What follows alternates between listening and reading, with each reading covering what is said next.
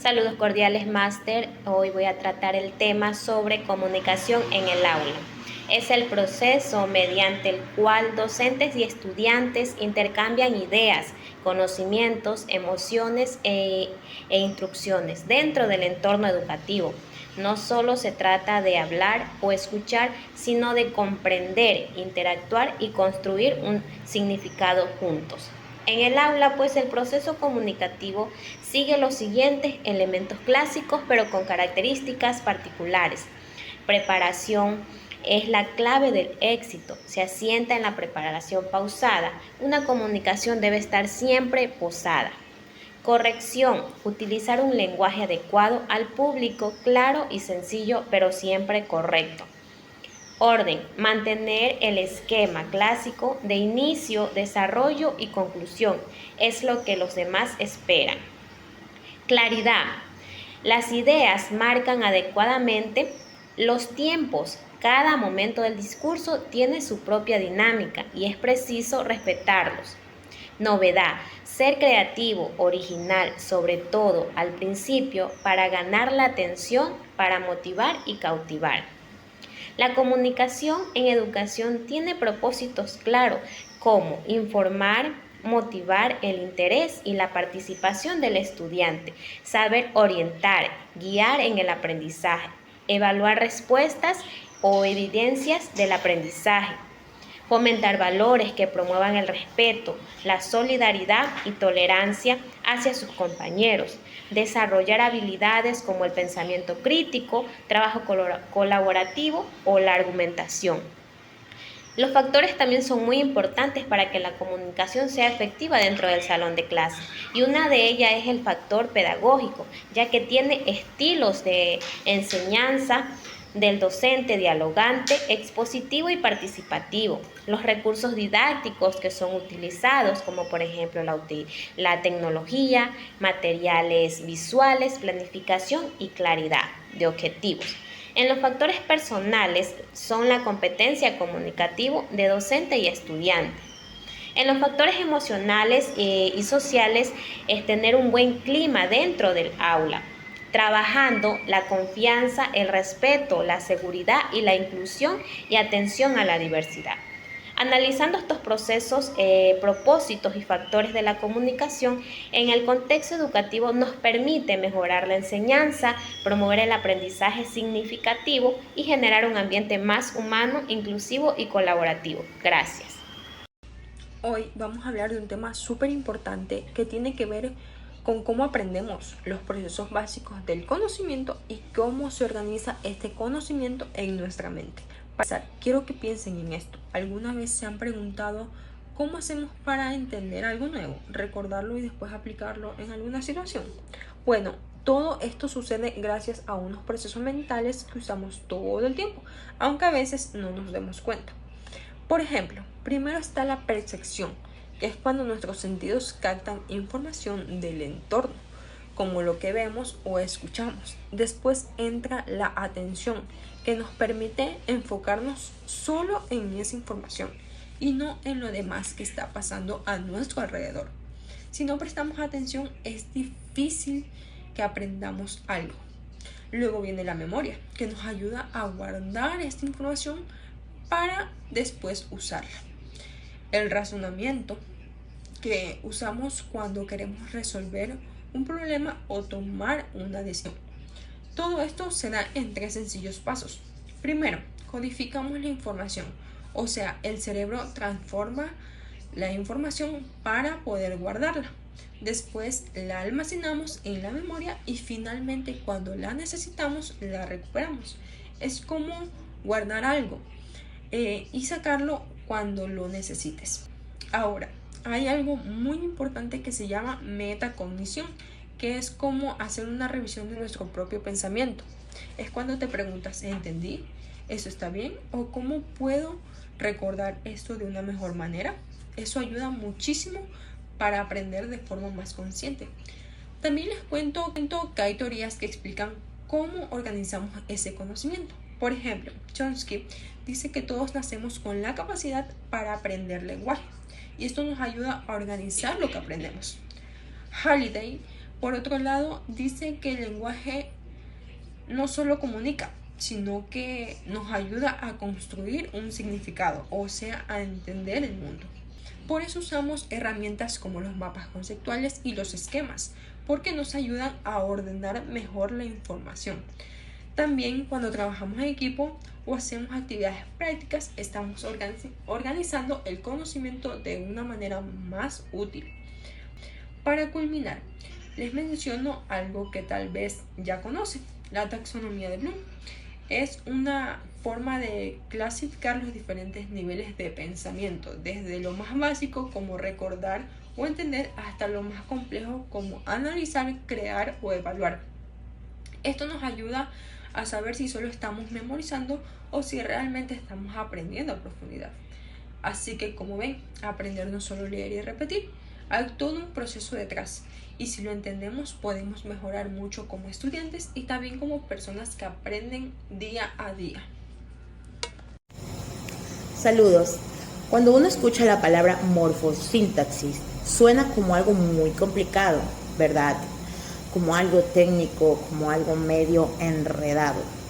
Pero si lo pensamos bien, en realidad es algo que usamos todos los días, sin darnos cuenta. Es cómo ordenamos las palabras, para formar una oración. Vamos a dar dos ejemplos, un ejemplo que está mal y un ejemplo que está bien. El ejemplo que está mal es, si yo digo, el come perro, no tiene sentido, ¿verdad? Pero si digo, el perro come, todo está claro. ¿Qué sucede dentro de las aulas? ¿Qué ocurre en el entorno escolar? Hay muchos estudiantes que tienen problemas con esto. Les cuesta formar oraciones bien estructuradas. Un ejemplo típico es cuando dicen los niños o las niñas dicen, la niña jugaron en el parque. Y uno se queda pensando, algo está mal aquí, ¿verdad? Ese jugaron no concuerda. Ese jugaron no concuerda con la niña. Eso es un problema de morfosintaxis. O también, ¿verdad? También hay casos como, por ejemplo, casa el perro duerme. Entonces, claro, ahí no se entiende ni quién hace qué. Les cuesta identificar qué es sujeto, qué es verbo y cómo se unen las ideas.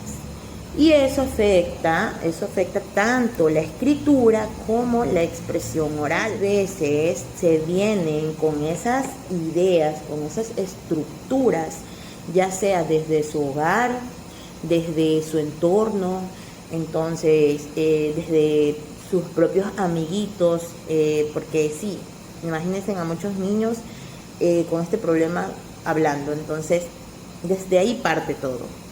Escuchan frases maldichas, las repiten y cuando llegan a clases ya tienen ese patrón en su cabeza. Entonces, además, muchas veces se enseña la gramática de forma muy rígida, como memorizar las reglas sin entenderlas. O sea, entonces, desde ahí, eso también tiene parte, no de culpa, pero eso tiene mucho que ver. Una cosa que funciona mucho para ayudar en estos problemas son los juegos. Por ejemplo, si tenemos unas tarjetas con palabras separadas, unas con sujeto, otras con verbo y otras con complementos, y que ellos armen oraciones con estas tarjetas, que ellos armen oraciones, se divierten y aprenden sin darse cuenta, se divierten en ese momento jugando, ¿verdad?, con las tarjetas, y al mismo tiempo van aprendiendo, van reteniendo esa información sin ellos darse cuenta, sin ellos darse cuenta de que están aprendiendo en ese momento. También podemos usar cuentos, leer en voz alta y luego pedirles que transformen una oración, tipo, Juan corre rápido. ¿Cómo lo dirías en pasado? ¿O qué pasa si cambio el sujeto? Ese tipo de ejercicios hace pensar, pero de forma natural. Me explico, les hace pensar, pero de forma natural. Y otra estrategia muy importante y muy buena es leer en voz alta. La lectura ayuda mucho, la lectura ayuda a estructurar las oraciones, el leer bien estructurado. Ellos comienzan a reconocer patrones y si encima les preguntamos, ¿dónde está el verbo? ¿O quién hace la acción? Ya los tienes reflexionando sin necesidad de dar una clase. Entonces, si Saludos cordiales, Máster. Me presento, soy la estudiante Sangelisa de Vázquez Chalco del paralelo C6. A continuación voy a detallar estrategias para enseñar semántica en contextos diversos. 1. Usar palabras en contexto. Consiste en enseñar las palabras usando situaciones reales o parecidas a la vida cotidiana en vez de enseñar solo la definición. Esto hace que los estudiantes comprendan no solo qué significa la palabra, sino también cómo se usa. Por ejemplo, si se va a enseñar la palabra mercado, en lugar de solo decir es un lugar donde se venden cosas, puedes mostrar una imagen de un mercado, describir los productos que se venden ahí y preguntar ¿qué podemos comprar en un mercado? 2. Explicar el significado claramente. Además de decir qué significa una palabra, es importante explicar otras palabras que significan lo mismo, sinónimos o lo contrario, antónimos. Esto ayuda a que los estudiantes tengan más claro el significado y puedan recordarlo mejor. Por ejemplo, la palabra rápido significa que algo se mueve o sucede con mucha velocidad. Sinónimo, veloz, antónimo, lento. 3. Aprender con juegos y dinámicas. Cuando los estudiantes se divierten es más fácil que aprendan y recuerden. Por eso, usar juegos ayuda a que asocien las palabras con sus significados de forma natural. Por ejemplo, se pueden usar tarjetas con dibujos y palabras y que el alumno pueda unir cada palabra con su imagen correcta. Por ejemplo, la tarjeta dice gato. El alumno debe buscar la imagen de un gato. 4. Usar imágenes, videos y recursos visuales. A veces solo escuchar o leer no es suficiente. Ver imágenes o videos ayuda a que el estudiante entienda mejor y recuerde la palabra más fácilmente. Ejemplo, si estás enseñando la palabra avión, puedes mostrar una foto o un video de un avión despegando. 5. Practicar en diferentes situaciones. Para que una palabra sea aprendida bien, el estudiante necesita usarla en distintos momentos y lugares, al hablar, al escribir y al leer. Esto refuerza su comprensión. Por ejemplo, la palabra amable. En la escuela, Juan es amable porque presta sus colores a sus compañeros. En casa, mi hermana es amable con los vecinos cuando los saluda con una sonrisa. 6. Comparar significados en diferentes culturas. A veces una palabra puede significar algo diferente según el país o la región. Por eso es importante explicar estas diferencias para que los estudiantes comprendan que el significado puede cambiar. Por ejemplo, la palabra torta. En México, torta es un tipo de sándwich con pan bolillo. En Argentina, torta es un pastel o bizcocho. Muchas gracias. Tema 5. Analizar las adaptaciones curriculares necesarias y las estrategias para superar barreras en la enseñanza.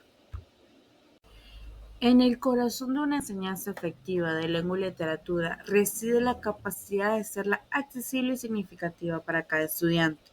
La enseñanza de lengua y literatura, la adaptación curricular profunda, es esencial para la accesibilidad y el pleno potencial de cada estudiante, derribando barreras en contenido, estrategias y objetivos.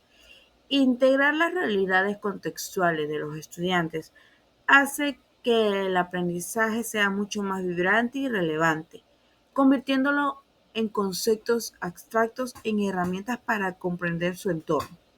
Un ejemplo palpable que vive el docente es la migración, el cual debe aceptar la diversidad de orígenes y culturas dentro de un salón. Al adaptar el currículo para incluir voces y narrativas que reflejen las realidades de todos los alumnos, se logra despertar el interés y fomentar una conexión mucho más profunda dentro de la materia. Para superar los desafíos en la enseñanza de lengua y literatura en entornos vulnerables en la básica elemental, se requiere una adaptación curricular sensible y contextualizada, conectando los contenidos con la realidad de los estudiantes. Ejemplo, usar animales conocidos para alguna descripción, para realizar algún cuento o una oración. Valorar la diversidad lingüística como un activo fomenta el respeto y la comprensión intercultural. Permite usar la lengua materna como apoyo. Es clave un lenguaje claro y sencillo, como ejemplos concretos que fomenten la participación oral para practicar y aclarar dudas. La falta de recursos didácticos limita la comprensión y participación activa en lengua y literatura. Sin embargo, la creatividad del docente y el aprovechamiento del entorno inmediato son clave para superar esta escasez. Dramatizar cuentos como ejemplo de ingeniosidad pedagógica fomenta la participación activa. La colaboración comunitaria para obtener materiales también es una herramienta poderosa para una enseñanza efectiva. Esta conclusión para mí es muy fundamental porque sienta la base para que la enseñanza de lengua y literatura sea más accesible y relevante para todos los estudiantes, independientemente de sus diferencias. Un currículo adaptado permite que cada estudiante se sienta incluido, comprenda los contenidos a su propio ritmo y conecte con el aprendizaje de una manera que tenga sentido para él, lo que a su vez conduce a un aprendizaje mucho más profundo y duradero.